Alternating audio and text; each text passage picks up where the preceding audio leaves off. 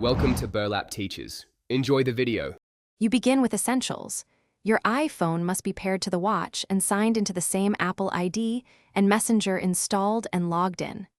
Once done, open the iPhone Watch app and go straight to notifications. You're not installing a separate watch app. You're mirroring Messenger alerts from the iPhone. Make sure Bluetooth and Wi-Fi are active. This ensures the watch receives iPhone notifications immediately. Now proceed to enable precise Messenger notification settings on the phone so the watch can display them. Next, go into iPhone settings, right arrow notifications, right arrow Messenger, and turn Allow Notifications on. Choose banners and sounds, and set Show Previews to your preference so replies appear usefully.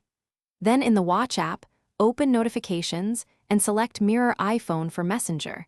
That's the core step to get messages on the wrist. Make sure Messenger has background app refresh and microphone access for voice replies. Once configured, send a test message from another device to verify the watch receives the mirrored alert and lets you respond. To finish, trigger a test message to confirm the watch shows the Messenger notification and lets you reply via tap, dictation, or quick replies.